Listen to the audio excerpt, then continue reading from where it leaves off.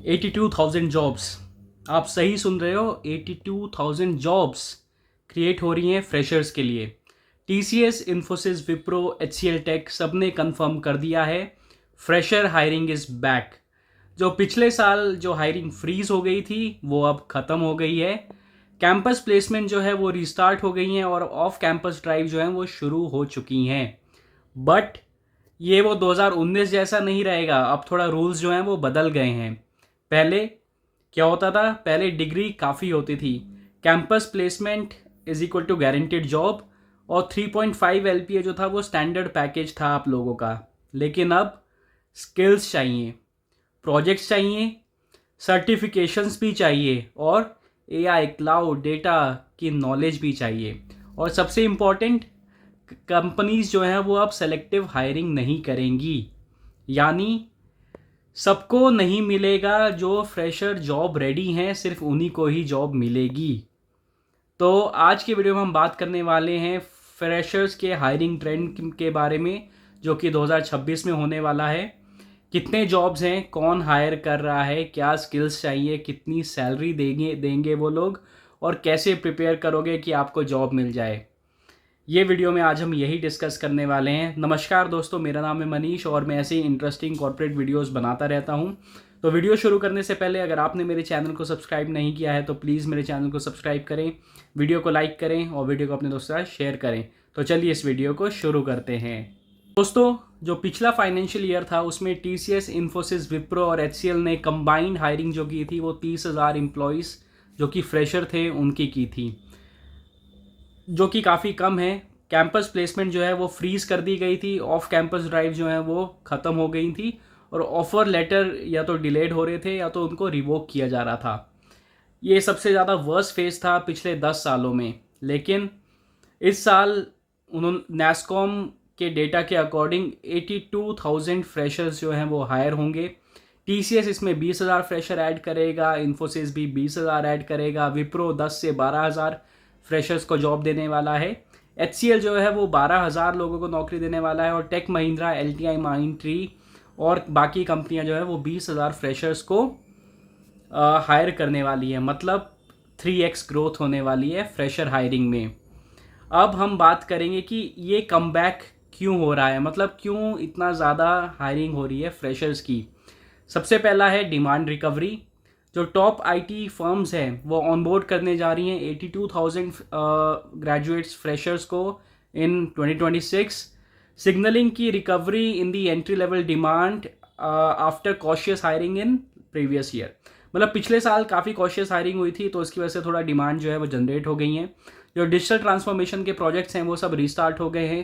Clients ने थोड़ा budget भी रिलीज़ किया है। एआई, क्लाउड, डेटा एनालिटिक्स, इन पे इन्वेस्टमेंट जो है वो बढ़ गई है। रीज़न 2 जो है एट्रीशन रिप्लेसमेंट।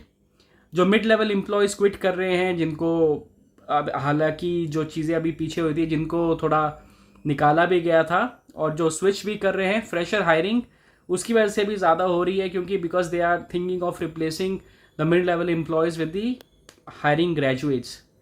ठीक है। तो जो 2000 पिछला साल था 2025 का, उसमें सेक्टर हायरिंग जो थी वो इंटेंट टच कर गई थी अराउंड 59% 2025 के क्वार्टर में। कंपनीज को अब एंट्री लेवल पाइपलाइन चाहिए, समझ रहे हो आप।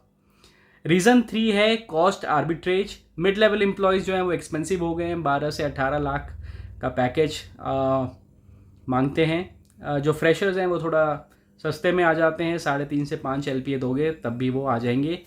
सेम वर्क आप करवाओगे उनसे half the cost with AI tools. ठीक है। और उसके अगला जो रीज़न है क्यों कम बैक हो रहा है फ्रेशर हायरिंग का, वो है स्किल्स रिफ्रेश। जो पुराने एम्प्लॉयज़ हैं उनकी आउटडेटेड जो हैं वो थोड़ा स्किल्स आउटडेटेड हो गई हैं और वो उसी अपने पुराने टेक स्टैक में फंसे हुए हैं। जो फ्रेशर जो हैं वो लेटेस्ट टैक से एक्सपोज्ड हैं, जेन एआई, क्लाउड, पाइथन।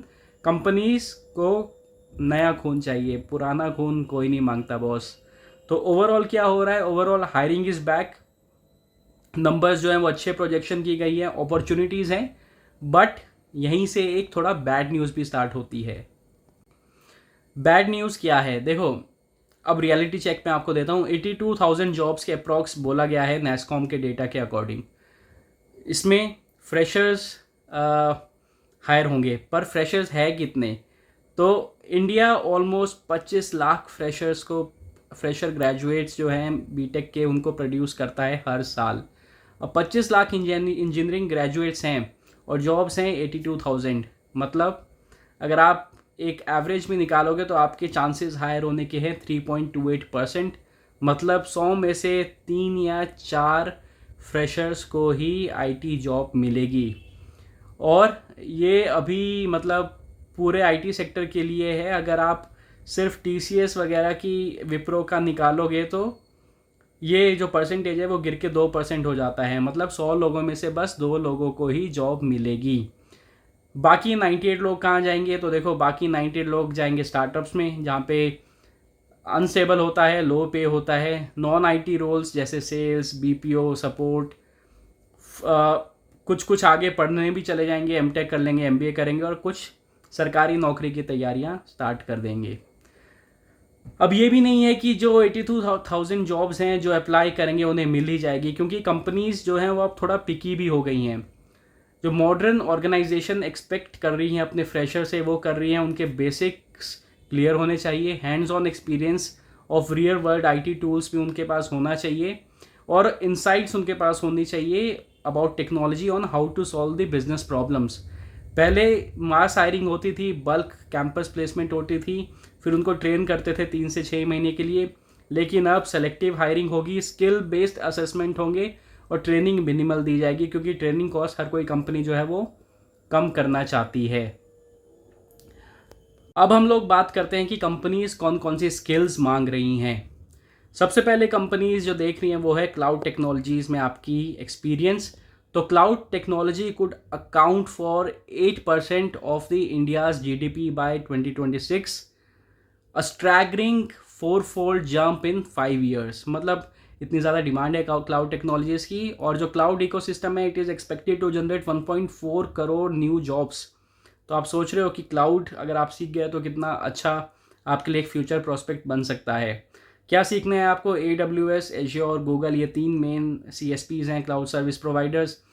क्यों मैटर करता है? क्योंकि हर कंपनी क्लाउड पे मूव कर रही है, ऑन प्रेमिस सर्वर्स से क्लाउड माइग्रेशन हो रहे हैं, और फ्रेशर्स जिनको कॉलेज से ही क्लाउड की नॉलेज है, उनका इंस्टेंट उनको एक एडवांटेज तो मिलता ही है। सेकेंड टेक्नोलॉजी जो बहुत ज़्यादा डिमांड में है वो है AI एंड जेन AI। तो देखो, इंडियाज़ की जो AI इकोनॉमी है वो फॉरकास्टेड है to touch around 17 billion by 2027। तो आपको क्या सीखना है? आपको पाइथन सीखना है। पाइथन में भी टेंसर फ्लो, पाईटॉर्च और उसकी सारी लाइब्रेरीज आप सीख लेना। आपको लार्ज लैंग्वेज मॉडल सीखने, LLMs, जिसमें ChatGPT, क्लॉड, जेमिनी, ये सब आता है। आपको प्रॉम्प्ट इंजीनियरिंग सीखनी पड़ेगी। आपको जो मॉडल्स हैं वो सीखने हैं, लैंग चेन सीखना है, लैंग ग्राफ सीखना है, जिससे आप AI एजेंट्स बना पाओ। और आपको AI मॉडल इंजीनियरिंग भी थोड़ी बहुत सीखनी पड़ेगी। क्यों मैटर करता है? क्योंकि 15% ऑफ द इंडियन GCCs जो हैं वो इन्वेस्ट कर रही हैं highly in agentic AI, and 83% जो फंड्स हैं वो जनरेटिव AI के लिए उन लोगों ने एलोकेट करके रखे हैं। AI इंजीनियर्स अगर आप हो तो आपको सैलरी जो इंडिया में मिलेगी वो अराउंड 5 से 8 लाख तक की स्टार्टिंग सैलरी मिल सकती है, जो कि नॉर्मल इंजीनियर को 3 से 4 लाख के बीच में मिलता है। तो AI का मतलब प्रीमियम पे भी आप मान सकते हो। जो तीसरा स्किल है वो है डेटा साइंस एंड एनालिटिक्स।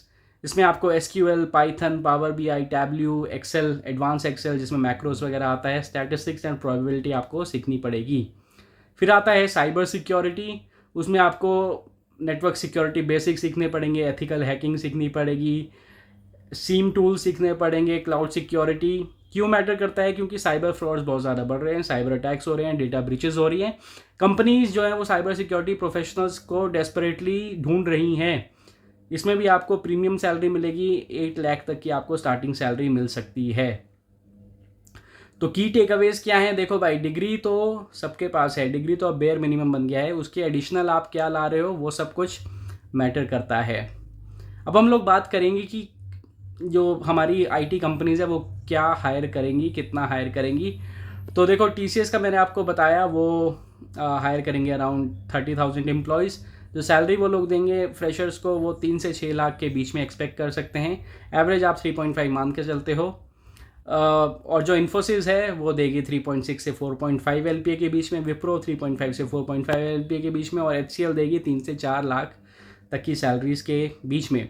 जो प्रोडक्ट बेस्ड कंपनीज़ हैं जैसे जोमेटो, स्विगी, वो 6 से 10 LPA तक का पैकेज दे सकती हैं। पेटीएम वगैरह वो 7 से 12 का दे सकती हैं। और जो बड़ी कंपनीज़ हो गई, जो मतलब मल्टीनेशनल हो गई, जैसे माइक्रोसॉफ्ट हो गई, गूगल हो गई, वो 8 से 12 LPA तक का फ्रेशर्स को पैकेज दे सकती हैं। तो ये थी भाई आज की वीडियो, जिसमें मैंने आपको बताया कि क्या करना है आपको, क्या टेक स्किल्स होना चाहिए, क्या सब कुछ होना चाहिए। तो देखो, इम्पॉसिबल कुछ नहीं है। अगर आप स्किल्ड हो, अगर आपका प्रोजेक्ट पोर्टफोलियो स्ट्रॉन्ग है, अगर आपका रिज्यूमे जो है वो आपने अच्छे से पॉलिश करके बनाया है, अगर आपने इंटरव्यूज़ की प्रैक्टिस किया, और अगर आप एग्रेसिवली अप्लाई कर रहे हो, तो आपके चांसेस बहुत ज़्यादा स्ट्रॉन्ग है एक जॉब लैंड करने के लिए।